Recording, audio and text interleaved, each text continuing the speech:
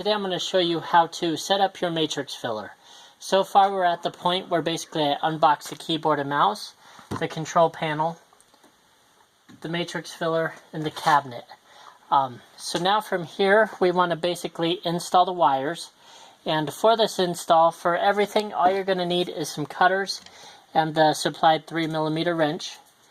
So what you want to do is just snip off the zip ties for both sets of wires here. You're going to have a little spool of 2 wires each. One's going to be for your axis and one's going to be for your limit switch. And what we're going to do is put these wires into the side of the cabinet. Right here you can see that you got a power cord, x-axis, y-axis, x-limit, y-limit. And I'll show you how all that works here right now.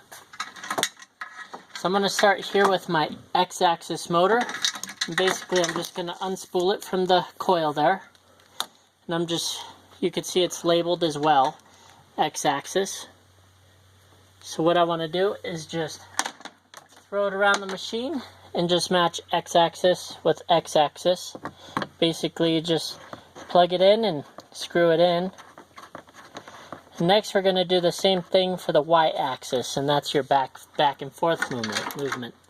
So I'm going to find that coil, y-axis, and go ahead and uncoil it here, wrap it around the cabinet, and just match it up. Y-axis, y-axis.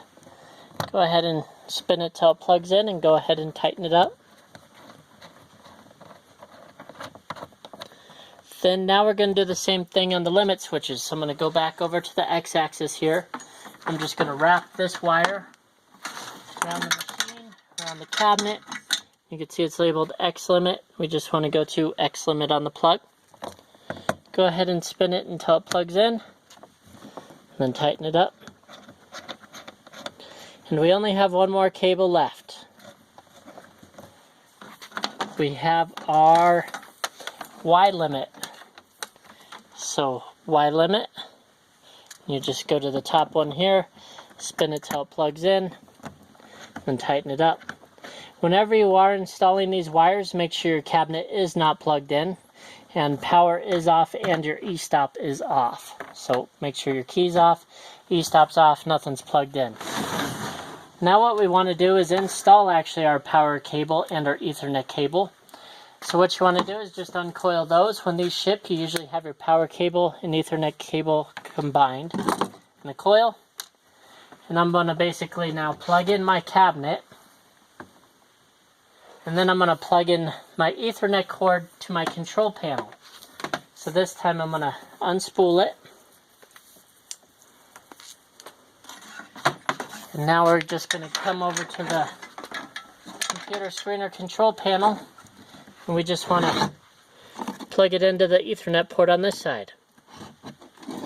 Then what we want to do is plug in this control panel. And it's just a 110 adapter, so I plug that guy in.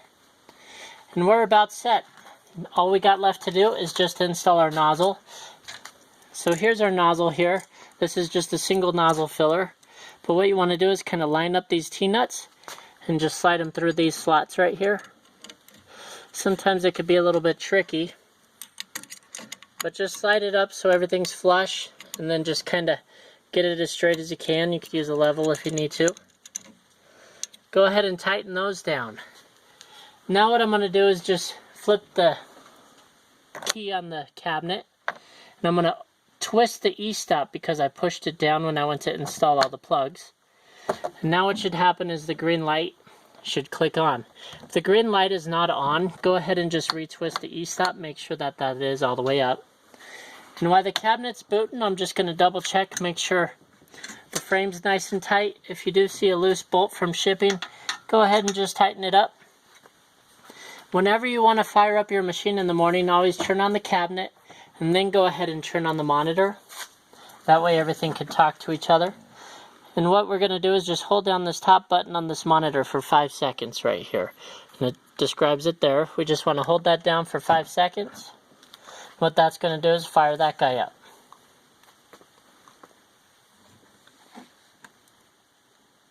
Oh, I just turned it off.